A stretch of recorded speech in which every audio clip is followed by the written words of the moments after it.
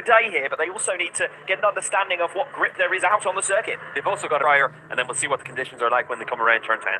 Jonathan Rea with a big opportunity here.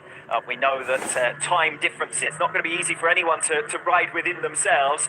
We know that that's not really Toprak's bag anyway. Reminder of the championship, Razgatlıoğlu with Jonathan Rea winning would leave the gap at 25 points. Razgatlıoğlu cannot be caught for race victories in feature-length races, which are his third position. That's going the way of Scott Redding at very least. There is still a chance that he could get as high as second overall. Yeah, that's how dark it is. And the super soft compound tyre right now. Alvaro Bautista, Tom Sykes, Michael van der Mark and Tito Rabat. So all the front row starters, all the leading contenders.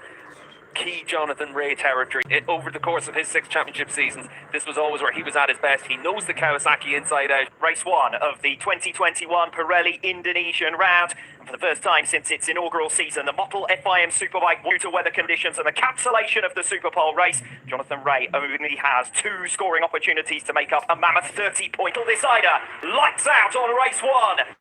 Not a good start at all from Scott Redding. Rea is away superbly. Garrett Gerloff comes through to third. It's Rea who leads early on. Gerloff loses out in the initial skirmish. Tom Sykes forcing his way through very nicely indeed. Remember, from 6th position down in 14th position he started this race. He's already up inside the top 10. Mercado just losing a spot as Rinaldi comes through on him. Further position just in the early stages. Toprak finding his feet at the front of the field. It's Jonathan Rea who's burst from the line. Ideal situation for the number. And Tom Sykes right on the pace and right on the case of this top 3. Yeah, Sykes with that X-Tyre really strong in the opening lap, coming through from 6th on the grid. We saw Gerloff one though up into 2nd spot. Very early days to be talking about the championship given these conditions as Tom Sykes sides through on Scott Redding. Redding on this circuit in towards the slowest corner on this 4.3-kilometre track and in towards turn 16. Jonathan Rea beginning to have to defend place in order to seal this title, but he's not one for settling for second. He's going to be a racer to the last. Toprak at the start of lap 2 thinks about a move on Jonathan. They're trying to make a run on the run into towards turn 1. He looks comfortable at this stage. It's in the second half of the lap though. That's where it really is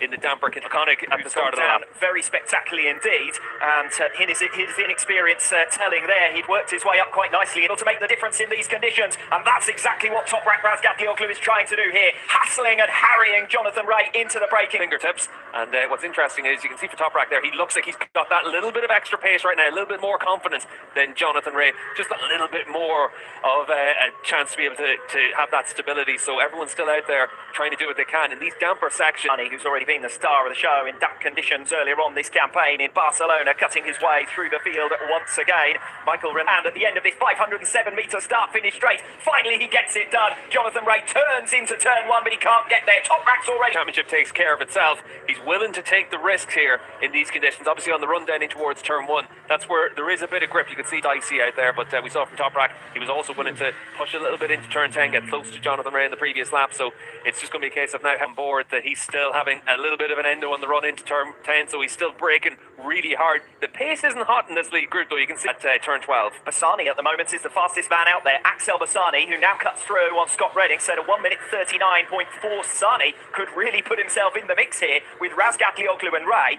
It was Scott Redding who had a 1 second deficit to the Twex is still in there. 1.5 seconds covering your lead quintet. Rea with an opportunity perhaps into turn number 1. We know how good Razgatlıoğlu is on the brain. 4th, Sykes in 5th. Yeah, and Sykes' teammate Michael van der Mark, the fastest man at the track last time around. He was a full second faster than Toprak Razgatlıoğlu. Superpole race earlier on in the season at the Portuguese round. A new fastest lap of the race, a 1:38.295. Tied on board now with Jonathan Rea. Nothing to choose between himself and Razgatlıoğlu as they come again in towards turn number 10. Bassani a little bit wide. And they are so bunched up now. Look at Bassani having a go at Jonathan Rea as they come in towards turn 12. And Rea is bumped completely out of position. Bassani does look like he's just willing to push that little bit harder than some of the other leaders. But look at van der Mark on the number 60 machine, the orange helmet at the back of this group. Runner-up in race 1 of the Catalonia round, the 9th round of this 2021 campaign, who mastered difficult track conditions and rubbed shots of hope for over the course of that weekend. Lap 5 of 20 gets underway. Razgatlıoğlu